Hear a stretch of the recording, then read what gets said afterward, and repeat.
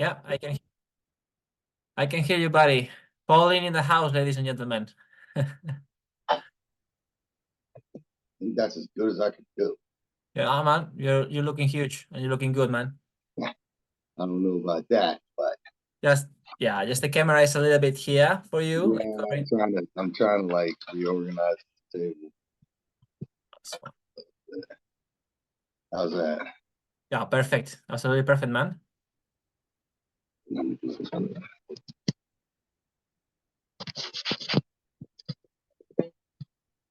All right. Yeah, that'll do.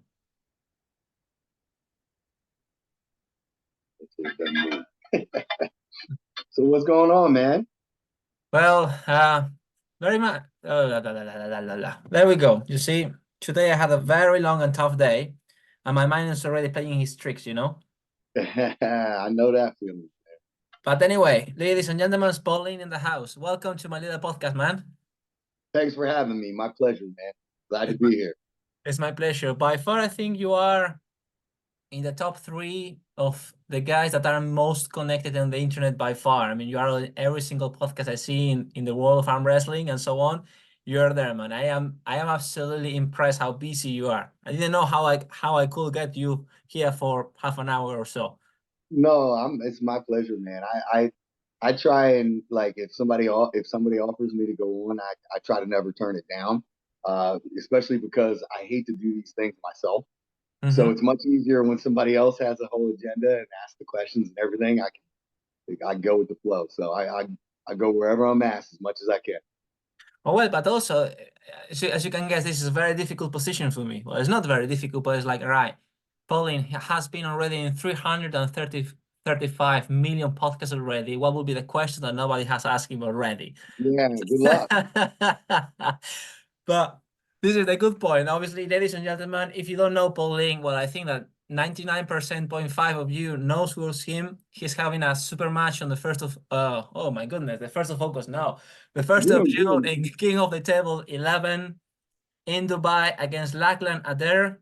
Sorry if I pronounce the surname wrong. It's what it is. English is not my first language. So obviously, I try to have some fun with you, Paul, throwing you some nice questions, man. But obviously, some of them will be repeated. But first no of all, problem, man, bro. Fire them away. the most important question of all, how are you doing? I'm doing good. I feel good. It's a new. This match is a little uncharted territory for me. It's at 105 rather than 95. So I'm experiencing 1 week before this match and not having to like water load and cut weight. Hmm. So I'm really looking forward to actually getting on a 14-hour flight and not have to starve myself the whole way through it, and then getting a hot bath and a sauna.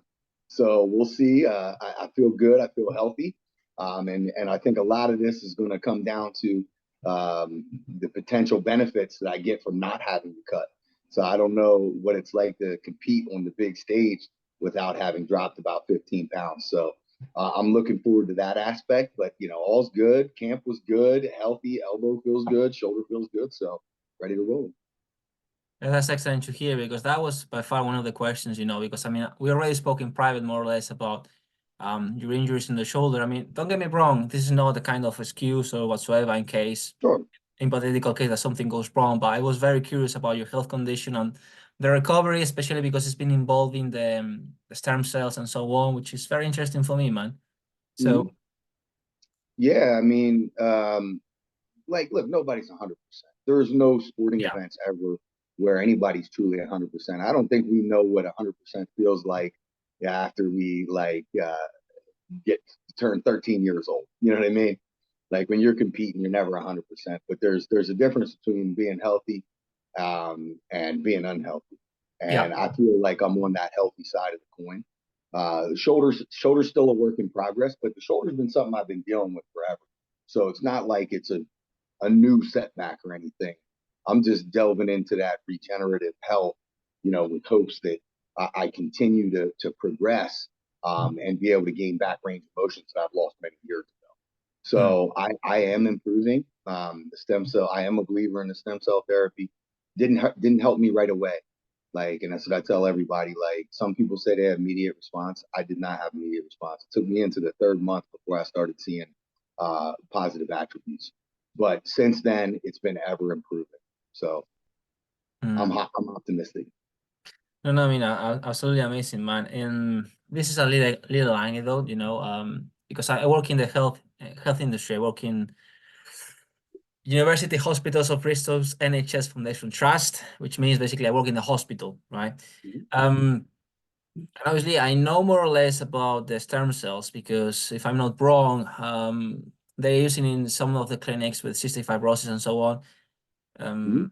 So basically, with some of the patients that are having cancer and they give them chemo, they destroy obviously the whole immune system and they give them kind of cells to help them to rebuild the whole system. More or less, obviously, how it works. Probably not the most accurate scientific description of what it is exactly, but the point is I was having a conversation with one of the leads of the therapy department about this because like do you know that in the sports that I practice and so on they are using the stem cells in this way and they had absolutely no clue. They were surprised and it's just how curious is this world that we think we know everything about, for example, in this case stem cells or whatsoever, but it really is like something very new coming up in the department. And also they're doing investigations right now with certain types of stem cells that they may help develop kind of treatment against some mental disease like Alzheimer and so on.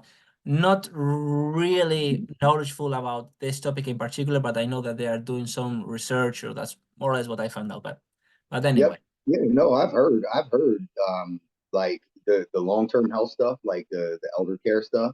Obviously, in the United States, it takes forever to establish like a clinical support for like, okay, there's enough research. It takes forever in the United States for that research to compile, but I know that there's research being done in those areas. And the stem cells is one of those new, not I don't want to say new or cutting edge, but stuff that it's one of those things that we're just starting to kind of delve into, especially in the alternative aspects of like what can it potentially do. So it's interesting. I mean, I think things like this are going to change the way we look at medicine throughout the next 10 years or so. The landscape's going to be different on what we have to treat with surgery and what we can potentially heal without invasive surgery. So it'll be interesting, man. And I think with more studies happening, more data coming out, hopefully we'll get to a point where insurance will actually cover it because there's enough research behind Hopefully one day, I need to reach this gentleman. This doctor, like he's always in the events from Vital Cells, because I would really like to invite him one day for a podcast because I really have very, very interest on this topic. But anyway, let's move forward because otherwise we're gonna talk about this the whole day, brother. So obviously, about now that you're heading is just 1 week off, literally, or one week and 1 day more or less. Yes, it. for the event. Obviously, you had a lot of time to prepare and you're feeling healthy, you're feeling good. And obviously, I dropped more or less, I don't know if you saw on Instagram that I post like a little story there to ask him to my community, like, if you have any question for Paul Linn, would you like to ask him anything? And one of the questions, more or less more repeated, and one of the questions I have here is obviously related to your training, how you work out, and so on. And this will be the first one for you, my friend, if you don't mind. It's like, Sure. how do you distribute your workouts? I like, especially related to, I mean, how more or less, how do you normally train? How do you distribute them in the week? And if there is any change on your training prior to a super match? Yeah. So my first love, was American football, and through that, I fell in love with strength training in general, mainly as it was pertaining to that sport and just general bodybuilding as a whole. That's been something I've been doing it since my teenage years, my younger teenage. So much to the extent that when I went to college, that's what I focused in: exercise science and physiology. So even upon like starting arm wrestling, I can't get away from the general strength stuff. And there's a lot of arm wrestlers out there who only train arm wrestling specific movements. I also train those all too, but I can't get away from general, core lift strength. I feel like, strength is never a weakness. And if you can be total body strong and you can also be strong in your arm wrestling specific stuff, there's no harm in that. So being unwilling to give up, those general strength movements, I had to find a way to split my workout so that I was also getting the arm wrestling specific stuff. So what I've done is basically I have like a general 5-day split. Monday, chest and tries, along with wrist flexion and cupping. Tuesday, back and biceps, along with pronation, supination, and back pressure. Thursday or Wednesday is my shoulder day, shoulders and traps, and rising and sinking pressure. And then Thursday is light legs, back and bis, and then repeating rotation. And Friday is back to that push day, which is chest and then cupping and wrist flexion. Now, throughout, since 4 of those days are a repeat, the arm wrestling specific stuff changes. And for every set of general strength movement that I do an arm wrestling specific movement in between.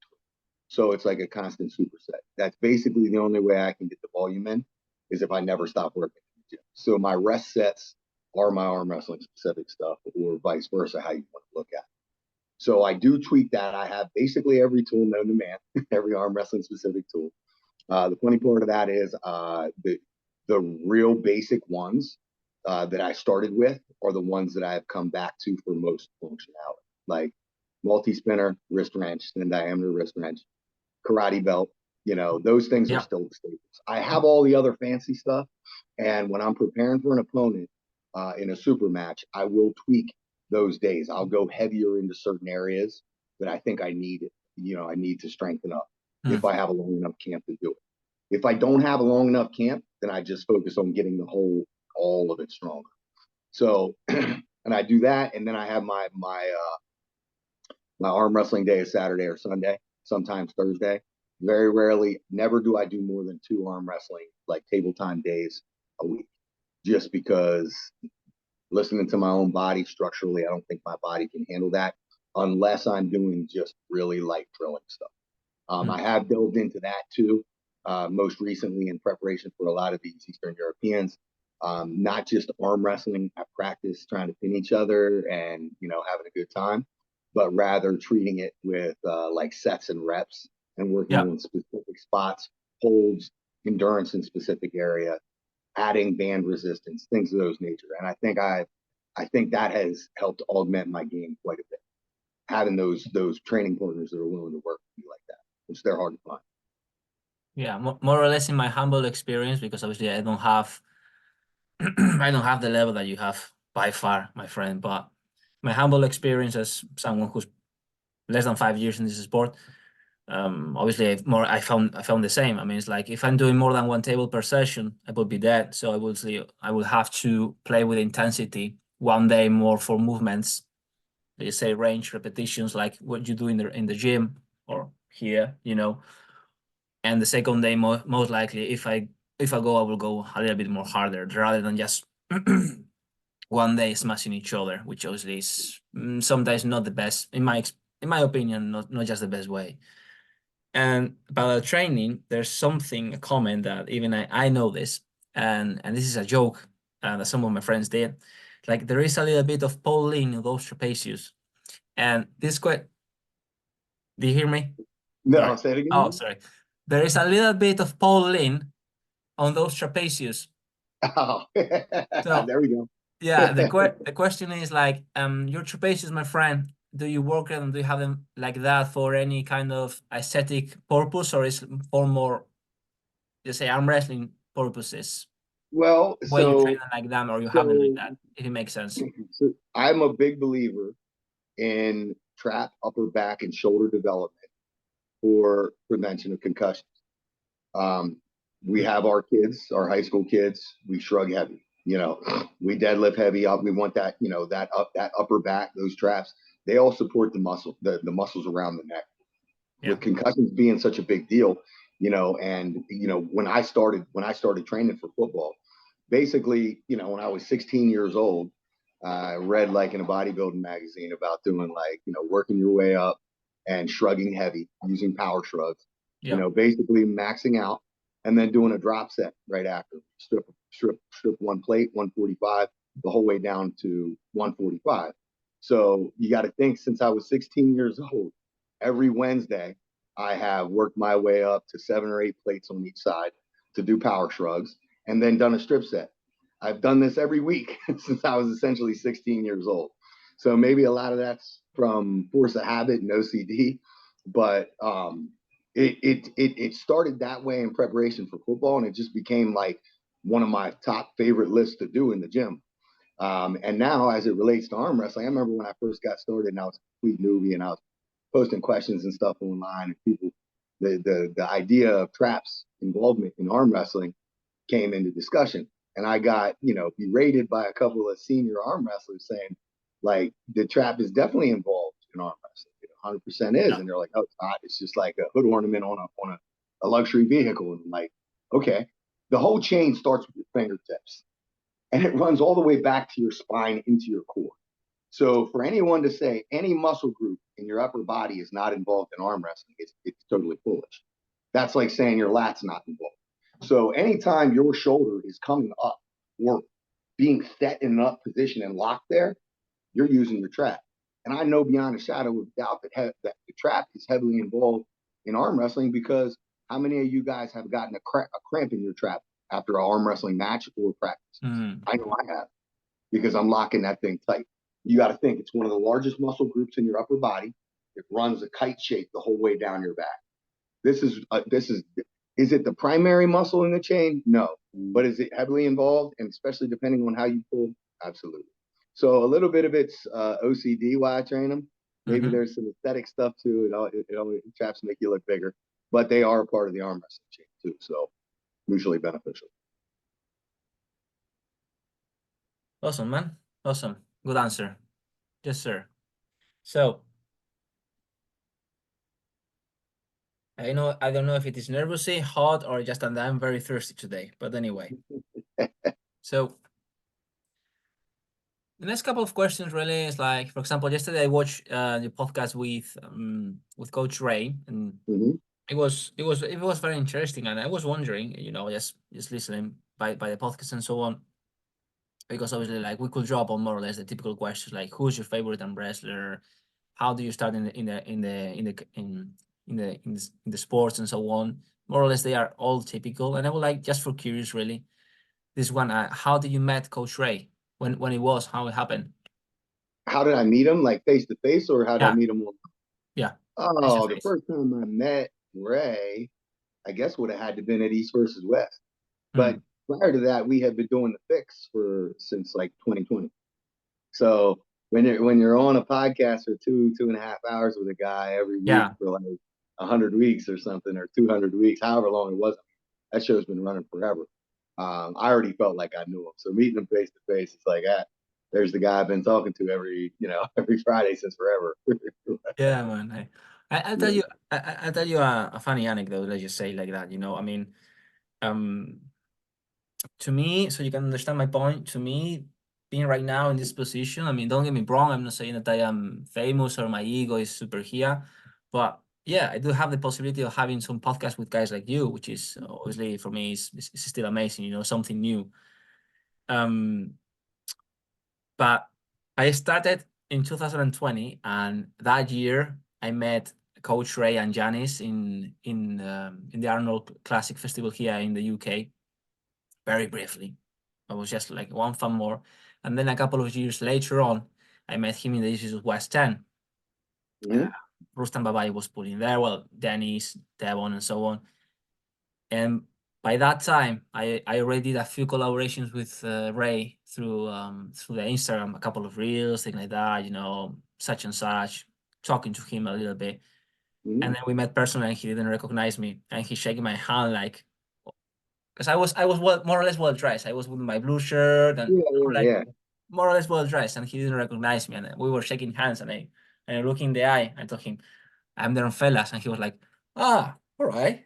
How you doing?" it was Yeah. it was funny. It's Buddy, I have been in that position more times than I like to. Like, it's so many. I talk to so many people online, and quite often I always tell people, if you have a question, DM. So I'll get DMs, and sometimes I won't even get a chance to click on the profile. I only see a profile picture. which, you know, everybody's profile picture can be misleading. You know, a lot of times you have vague ones. And I've had people that I've talked to, you know, for hundreds of messages, and I meet them face to face and they introduce themselves and I don't remember, you know, until they bring up the specific conversation. Unfortunately, I don't know if it's me. I'm bad. I'm number one. I'm bad with names. I'm good with faces when I've seen it once. I won't forget you after I've seen your face once face to face. But the Yeah. online stuff is tricky. And there's a lot of us that talk to a lot of people online. And a lot of times it's like just a quick answer, you know, and you're the one answering it. You don't even think twice about it. You're like, okay, boom, send. Okay. All right. Move on to the next 20 messages I Yeah. got. Yeah, You know, man. Yeah. but I Yeah. always hate that because I always feel bad. And then it's like, oh, I Yeah, know. yeah. I'm sorry. It happened to me in February, though. Back in February, I was in a competition in Madrid, at the Bear of Madrid, organized by Nino Salvatore. And there was a guy there, you know me. I mean, dude, I have a very small community, you know, I am very humble about it. I'm grateful. But there was a particular guy who came to say me, hey, I am such and such on Instagram, dude. I follow you a lot. I was like, he was talking to me like, I was like, I have no clue who is this gentleman. It's like Yeah, I would feel so embarrassed though. It was fantastic, and yeah. it's it's something else, man. The whole experience, but It's a shitty feeling, but it's inescapable. yeah. And talking about athletes, training, and so on, in these last recent years, because obviously I know that you been living in North America, and so on, you have the opportunity to travel and to train with lots of people, probably with Devon, Michael Todd, John Bersank, Miguel, Sabrina, and so Mhm. on and so on. So I would like to know more or less who would you consider, let's just say your top one, two, or three, let's just say, masters, coaches that you have around you that has been helping you to build up the level of arm wrestling, excuse me, that you have right now. Your So, influences, if you, yeah, sorry. so I was very much introduced to the sport by uh, older gentleman. Was the director of the first tournament On that I behalf, went. yeah. First tournament I ever went to. His name is Tom Nitro Simcoe. Very very old school dude. He kind of introduced me in, taught me only the basics. Then I started getting with some local guys that were very helpful. Um, Zach Lee being one of them. He's a North American puller, very good in the strap. One of the people who was the best and most articulate at helping me absorb information was Sam Harris. But I never got to train with Sam Harris overly consistently. It was just bits like every once in a while we would get together and make it a point to get together. My primary team is Team Lethal Arms in Harrisburg, which is basically a group that my buddy and I put together. That's where I train predominantly with Miguel and Sabrina, who are super helpful for me. But the other place that I've been going to very consistently since the beginning of my arm wrestling journey has been Old Line Maryland, Maryland Old Line Arm Records. Dave Morocco, been in the sport for like 35 years. Old school puller, has a great team down there. I get to train with my buddy Kenny Smith, who's one of the best left-handers in the United States. And then I got a bunch of other dudes like Gogo Ubilava, Georgian European champion, and Waff Placer. He trains there with us regularly. So that's the team that I go to for my real hard work predominantly. But as far as people who have been instrumental in actually me being able to absorb that information from them, Sam was a really important for explaining strap setup and like that next level stuff, understanding it and making it so I can understand it. Um, Hutchings, as of late, Todd has been very helpful because there's some similarities between he and I. I think we match well together as far as training goes. And, you know, I just have a million questions for him because of our similarities, and he's always been Mhm. willing to answer those. All right, buddy.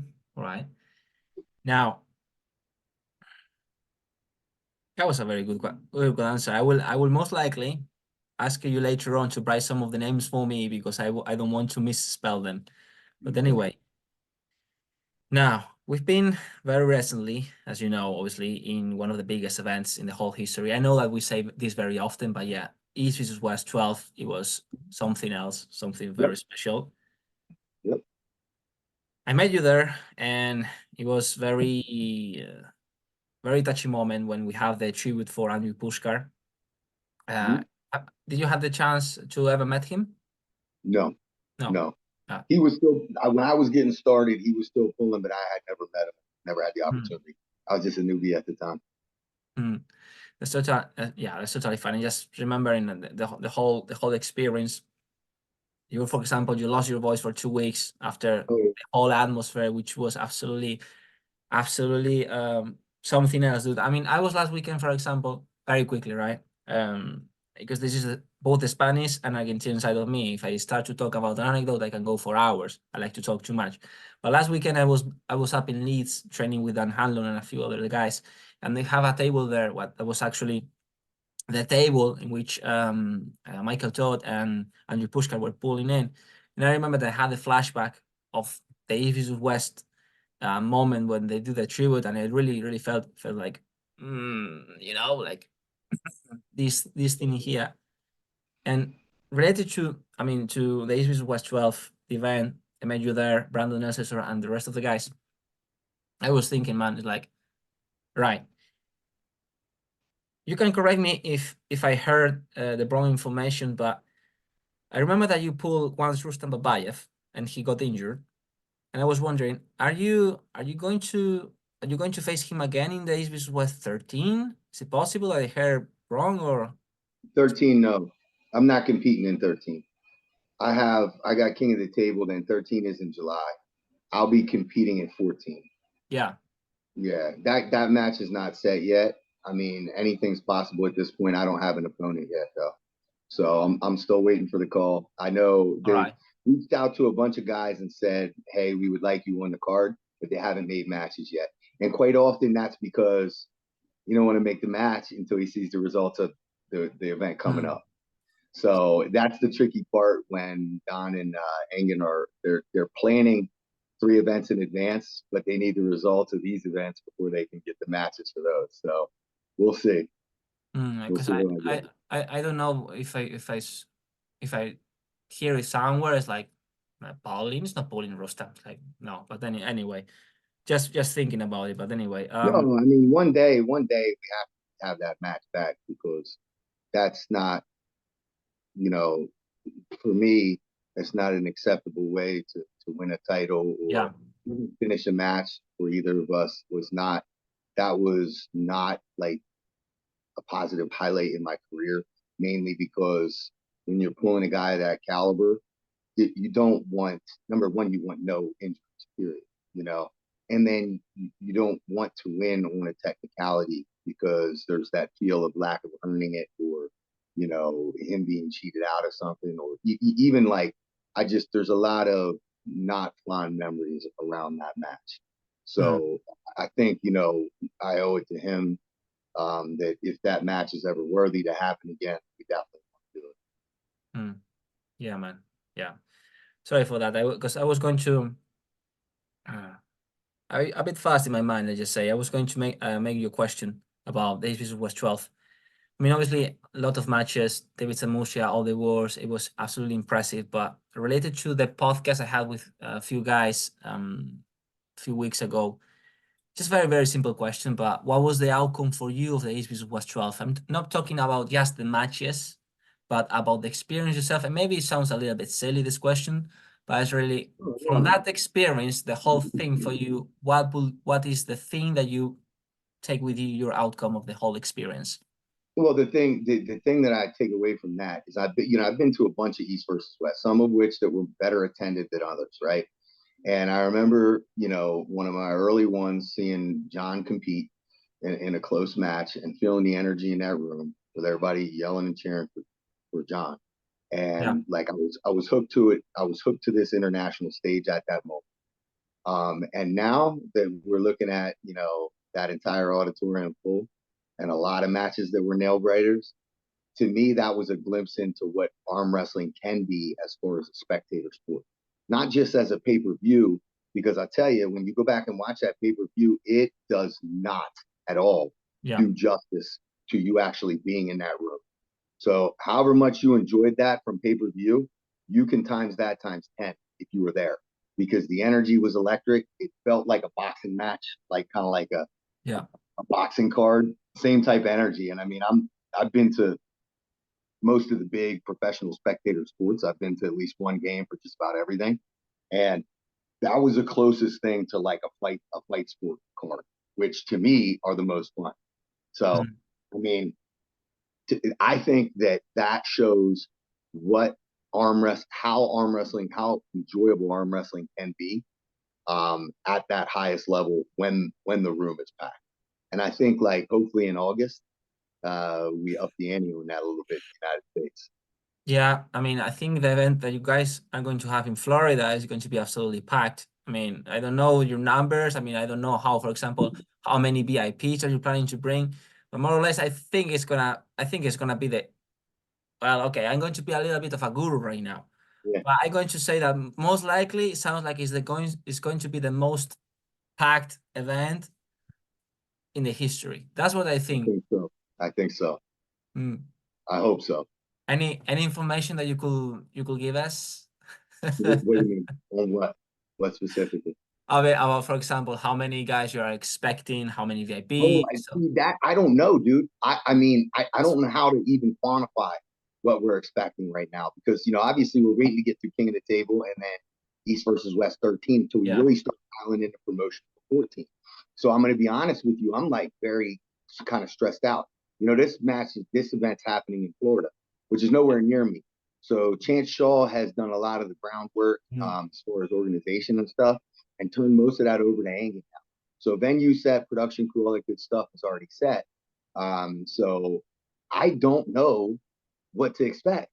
yeah, I'm nervous because I think this is a very important milestone for East versus West core sports promotions in general. Because oh, the gateway into the United States, although it doesn't have to be like maybe once or twice a year, I think could bring the biggest return, you know, yeah, for the promotion. And then there's that fear that, man, what if something goes wrong? What if there's some issues with the feed or something? And then we just pull the plug and never come back to the United States. So I'm like nervous. I got my brains going in that what if, like what happens here? I just want it to go off and be perfect.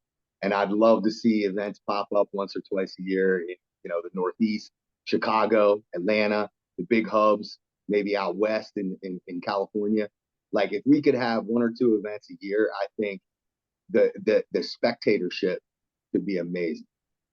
just to clarify, obviously, because it's Chen Shaw who's organizing everything, but are you also part of the organization there in some degree? I've kind of served as like, I don't want to say maybe like a consultant, throughout a lot of Okay, these events, but really it's just like reaching out to guys who Engen might not be able to get a hold of, okay, or talking to guys about matches that could be potential. They're asking for availability, letting Engen know who are the people that might not be on his radar, like just discussions and matchups and like getting an idea of what this guy's level is. Would this be a good match? But I handle the qualifier series here in the United States, so and Canada and South America. So I'm not, dude. It's like a huge endeavor, and it's yeah. painful. But yeah, that's kind of my piece. Chance is doing the Challenger series down there where he's put that super match card together, which is coming up here soon. And that'll be kind of like a beta test run for the August event. I mean, obviously, I can more or less picture how busy you are. I mean, not only for the social media, but all your life and all the things you do aside. But Buddy, I got a full plate, man. That's the only way to keep yourself out of trouble, right? Idle hands do the devil's work, so I keep my hands full and stay busy. yeah, I man. I I mean, I can't wait to like I feel like I'm rushing my way to retirement because like I do all these different things, all these different jobs and stuff, and I just can't wait to have no job. man, massive respect for that. Absolutely. Let's crack on right in the face. Let's just say, dude, what will be for this year or maybe for next year? Very easy. I mean, obviously we can say, yeah, I want to go match by match, but match by match. Yeah, perfectly. But what would be the greatest goal you would like, sorry, the greatest goal you would like to achieve in your sports career right now in terms of arm wrestling? I mean, it's no secret. Like, I've really chosen my weight class at 95, and my goal is to be at the top of that class by some point. You know, whether that's in my cards or not. Genetically and age wise and everything. It is my intention to work towards that for as long as it takes. I don't like 105. This match that I'm doing now is at 105, which I think it'll be nice to experience this. But I don't believe that my long term calling is at 105. I don't plan on going up in weight. So my focus is on getting my tools sharp enough so that I can be at the very top of that 95 class. So Mm. other than that, man, I don't have like I have some bucket list things I'd love to do. I'd love to compete, in worlds at some point before the end of my career. But right now, with East versus West and with the way my body, what I need in order for me to pull 3 or 4 matches a year and bring my best form, it's hard for me to do any more because I need complete focus for a 10 to 12 week camp, recovery after a match, then the camp, then the taper, and then have the next match. So I think, outside of East versus West and King of the Table right now, I don't really have any other focuses immediately. Mm. All right, buddy. All right. I mean, obviously, and then yeah, pretty busy and pretty um grounded will be, or feet on the ground. Probably the best expression will be like you're a gentleman with pretty much your feet on the ground, let's just say. You don't have like crazy ideas or crazy goals. No, no, no, no. Like I mean, I think there's weight classes in arm wrestling for a reason. I don't ever intend on being Levon. I know my height, my bone structure, my stature, and what I'm willing to do or not Hmm. do, and that keeps me in that 95 category. Depending on weight class shifts and everything down the road, I could go to 90, and I could go to 100, but I don't like anything really beyond that. So any of those type of weight class situations, I'm open to. But I'm beside myself, man, because I've been involved in this sport for about 7 years now. I've been around for the WAL era and some different promotions that we've had going on, top 8, everything else. And we are by far in the best climate.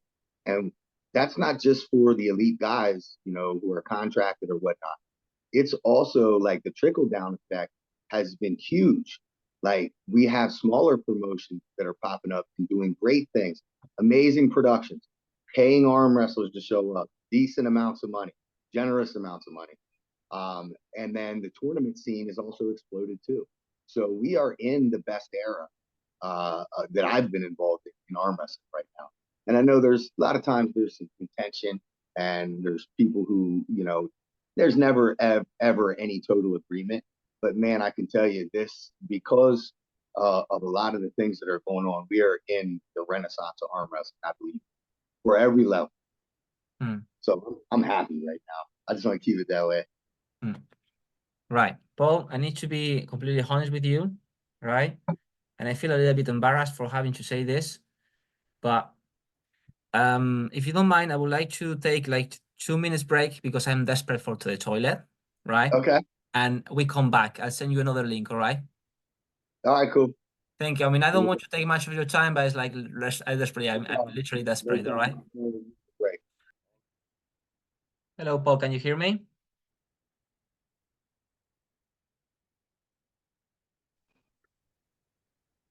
You got me? Yeah, I can hear you. I mean, sorry, my apologies for that, and thank you again, my friend. No good, This is man. No good. I think I've I lost like someone. too. Yeah, I like breaks too. yeah, yeah, man. I mean, this is one of the experiences that really humbles me. Let's just say, um, you're a super mega famous guy, obviously, and so on, and yet you are someone approachable, someone who doesn't have a huge ego, and because some people with less of let's say the status that you have, they are more like, I'm a princess, I'm a prima donna, if you know what I mean. So It's no good, man. That's not. Man, we're all regular people. We Absolutely. all have this commonality in this niche sport, but at the end of the day, 99.9% of us are regular people first who do this on the side. So, like Mm. anybody who gets caught up in their own hype, you should check yourself. But most everybody in the arm wrestling community is Oh very no, absolutely, no, absolutely. This is one of the things I like. I like the most from this atmosphere of this world. It's really, the people. It sounds like a cliche because everybody's saying, "Oh, this such and such is such and is good." Like it sounds sometimes like nobody is a bad guy or nobody has an ego. I mean, yeah, we all do have, but really, the arm wrestling community is something really special, and I think it's really because this sport, as the way I like to describe it sometimes, is like an exercise of ego and damage control. It's like yeah, you have an ego, you think you're the best or whatsoever, right? Just go to the table with someone else you don't know, and it's gonna tame you. And yeah, obviously for the damage, how like quoting Rocky Balboa, life ain't about how hard you can hit. Well, and wrestling is not about how hard yeah, you can hit, it's about how hard you can get pinned and keep training forward. So absolutely, man. Nobody's undefeated, man. The greatest of all time has take has taken hundreds upon hundreds of losses. That is the nature of this sport. This is, and it's so funny because to the non-arm wrestler, it is a very ego-driven sport, right? Like there's ego. Like when you don't know what arm wrestling is, it's all ego. absolutely. And when we did it when we were kids, it was all ego-driven. But then when you get into it competitively, you realize that it does humble you, and if your ego is too big, it's going to hamper you as far as your development. So I think the best arm wrestlers are the ones that are able to learn from their losses and check their ego at the door, especially when it comes to training. If you're training with an ego in practice, you're not going to be making yourself better, and you're not going to be making those around you better. So I think the best guys have learned to check that. Mm, absolutely. I'm gonna say this, because obviously from outside of our sport, this is something very new, something maybe from even sometimes like a parody. They take this like it's an exercise of the man in the cave, something like, what is that even a sport? You are using your body and that's illegal or whatsoever.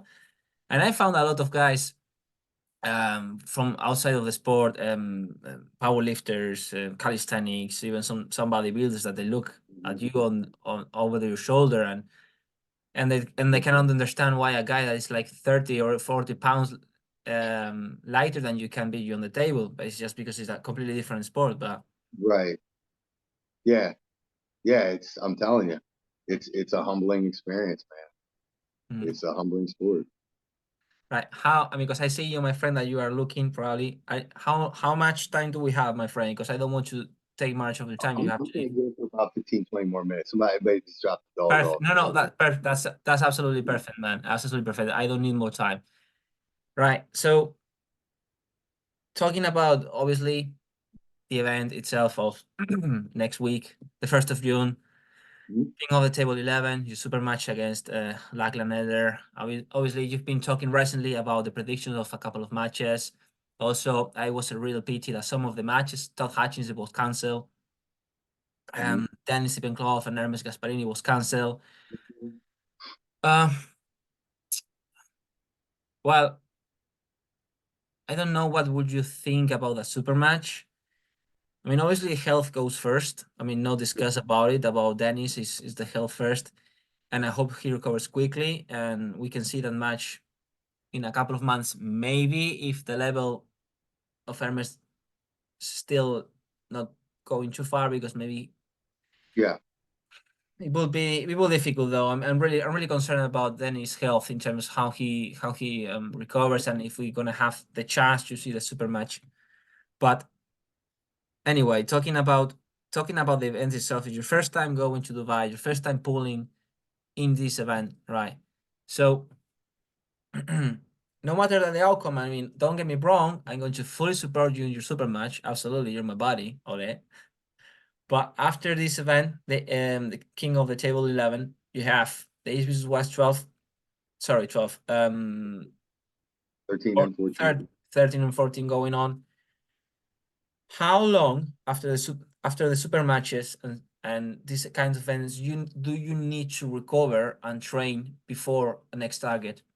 Well, I mean, I think a lot of it has to do with how do you leave that match unscathed or not? So like the Rackley match, I created some issue with my pronation. In those matches where I'm letting my wrist go and I'm just pronating hard sideways, created a little tendinopathy in my elbow.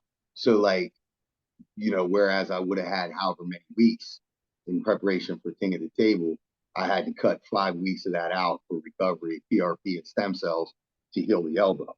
Now, had I gotten out of that unscathed, I would have taken the rest of that week off, essentially, like, the travel back and everything, then light blood flow training. And I would have got right back in to heavy gym training and table time that following weekend. So if things go well, I go right back into camp again. If I don't know my opponent, again, I'll treat that camp just like, all right, we're going to work on the general strength stuff that I think I need to improve, whatever areas I think my weak spots are, and I'll start the camp that way. And then when I get my opponent, I'll tweak it and I'll adjust it for what I need for that match. So the minute I know is the minute that I train, as long as health allows. So yeah, I mean, knock on wood, if all's good after Dubai, I'll come straight back home, do a little bit of recovery, and get right back in camp for August. Right. Just for do something different, really, because I mean, you've been in hundreds and hundreds of podcasts recently. As a funny way, let's say, to wrap up, very interesting way to wrap up the day.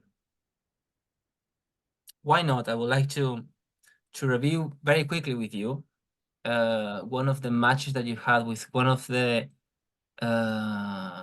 let's just say, because I'm going to show one of your super matches very, very quickly. And before anyone says anything, just to let you know, guys, that I have permission for Core Sports to show this. Right, if I can find it. Yep. Excellent. So this is what I'm going to do. I'm just going to review very quickly with you here one of the super matches you had with one of the strongest athletes you faced recently in your career, right? So let me see if I managed to do it in the right way. I think it's that way. I think so. Yeah, there we go. Now we're playing King of the Table. I think that's an elbow foul. I can't believe Core Sports allowed you to use this footage. Yeah, no, that's an elbow foul, Paul. That's an elbow foul, man. What do you mean? Absolutely. Nowhere. What are you talking about, man? If I die, I die with Stop judging my pointy elbows. Don't judge. You don't know what this thing's like. No, look. Everybody else has this whole area to mess with. I got this little needle point right here. No, seriously, guys. Anyone who's watching this, that what you saw is one of the big reasons of going to one of these events. You have the chance, guys, really turn up to one of these events, either as VIP or as a normal spectator. Is the whole of an experience. I mean, I will never met Paul Linn if I haven't go there, right? And I know.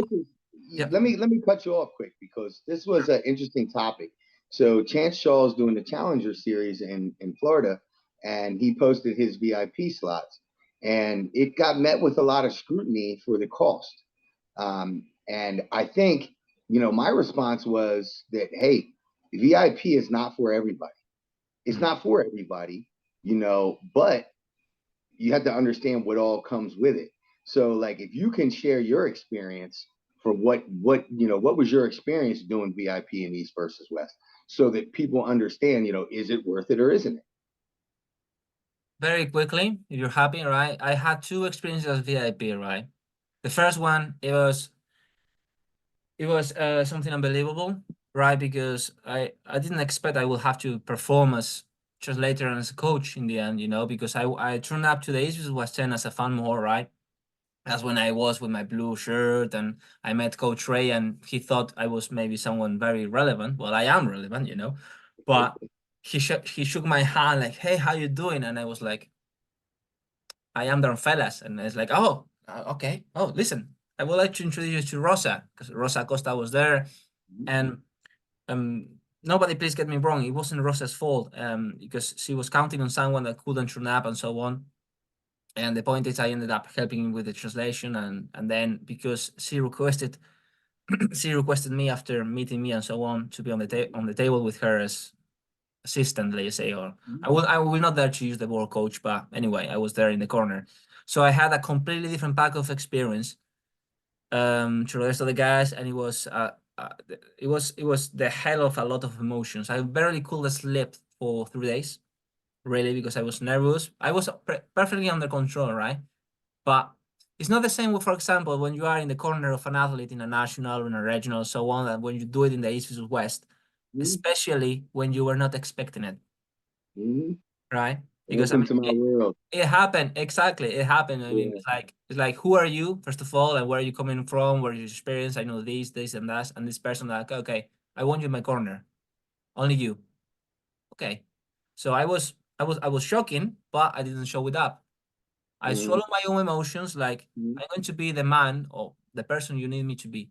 Period. I did my job the best as I could. She was happy. Her coach was happy. Period. Everybody happy. Then I finished the match. I sat down in the public watching Frank Lamparelli match with Mad Mask. I cried like a pussy. Sat next to a German gentleman, right? And then I came back, yeah, because I mean, it was super nice because I was very close with Frank as well, and he was having a lot of hesitation about himself in the match with, and then seeing him perform that well on the table and having the match, I really felt it like it was mine. So Frank Lamparelli and Mad Mask super match that night is in my heart. It's like one of the best super match I ever saw in my life because I really felt it, man. I really, really, really. But anyway, and then I had the madness of the memes of the East versus West 12. I was there just like like another other guy sat on the center. Obviously, next time if I do, I will remember that there is a camera there. So any weird face, any weird movement, anything is gonna be recorded. Yeah. So it is something, guys, absolutely amazing. Because especially at this point that the sport is famous, but it's not as big as the UFC or something like that. You have still the chance. You have still the chance to meet the athletes, guys, building relationships, learn. So, guys, really, just go there. If you have the chance, just go there. And Yeah, that's kind of the point I was getting at. Like, I mean, like whether you're going to do VIP or not, it's an exactly, experience that you don't want to miss, right? Like you got to be there. You're still going to get to talk to the athletes, but the VIPs, we interact with the VIPs the whole time. You know, I probably hung out with you more than the arm wrestlers at 12. You know what I mean? yeah, We spend a whole bunch of time together, yeah, and absolutely, you meet people. You put faces to names and different things, and the community and the arm wrestlers. So I think we all get along. And a lot of times, like I said, over the course of the 8 times that I've been there, I have spent a lot of my weekends with the VIPs, and I continue to converse with them. So mm, I mean, what are you getting? Like a lot of the guys in the United States, that's a lot of money, $1,000 or $1,500.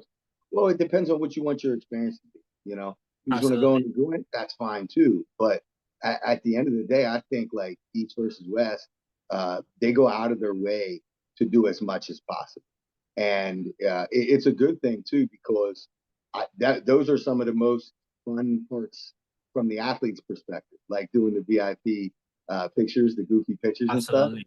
Those are fun. Like, I mean, that cuts your tension. Like you're in there cutting a bunch of weight, watching everybody eat, and then you get to go do some goofy pictures and get your mind off the fact that your life sucks. No, no, It's for me. I mean, and absolutely, it's the whole of experience, either VIP or it's normal. Obviously, the VIP has his pros. Obviously, I wouldn't have the chance to talk to you or to Brandon or the rest of the guys or even Rustam in the HBC West End and so on if I wouldn't have chose so. And also because, well, as you can see here, I don't only watch the sport, but I compete and I train and so on. So for me, it's another class because I'm really involved with this sport. I love this. I'm helping you out straight away with my resources. And also, I'm getting some of your time, the pictures, and also times to learn something if I have the chance. So that has no price. I mean, that is something absolutely guys, just go to this way. It doesn't matter really. You will understand, okay? If you go either normal or VIP, just go to the East West or to any event if you have the chance. Period. I mean, it's like, I don't know. It's like sometimes it's like explaining colors to someone who cannot see. Yeah. It sounds a little bit, but it's really something that you have to experience to understand. Yeah. But and if you sit in the front, remember, guys, that there is a camera and you don't want to become a meme. But now, my friend, because I know the time is up, just to wrap up, to finish, I'm going to finish this with a little tradition that I started with Mindaugas Tarasitis, Mindaugas Dulskas. And I'm just going to do a lift for you, a lift on your honor, you know? Here Okay. in my little thingy. Am I judging your form here? Why not? Instead of Okay. lift, I'm going to lift this way. But Let's see it. Let's see it. You can judge, you know? Let me see it. Super powerful, my friend. With How many kilograms? How many kilograms? It's a match. It's like 25 pounds and a plate of 7.5 kilograms. So I don't know Okay. this, but it's not much. This is for Yeah. It's not much, but Opana. Okay. That's that. I like it. I give it an 8.5. Excellent. Thank you. Thank you so much. That's the way of getting stronger, brothers. So thank you very much, Paul, for being here today, for giving me this opportunity, for being so nice. And I really wish you a very good performance next week. Thank you. Guys, just to wrap up, really remember, next week, Saturday, the 1st of June, King of the Table 11. A lot of super matches, and especially of these gentlemen. Paul Linn against Lachlan Adair. Guys, if you haven't bought the PPV yet, please do so. Hey, thank you so much for having me, first and foremost. And thank you for doing all that you're doing for the sport. Like, I think it's easy to lose sight of the fact that, you know, content creators and people who are active on social media promoting arm wrestling are all doing their part. You know, you're doing it in a very positive way, positive, productive. Greatly appreciate that. Thank you for taking your time to come to these events and support us individually, meet us and get to know us. Greatly appreciated. So, guys, if you've stuck to this podcast this long, you're listening to us clowns talk at the end of this thing, get this man a like and a subscription. Give him a thumbs up, give him a share, and give him some more subs, man, because this is how the sport's going to grow. That's it, guys. Like we'll say, right? Semper brachialis. That's something I like to say. Thank you, Paul. I'll see you. And listen, I will talk to Engin because I won my rematch, though. That was a clear and elbow foul.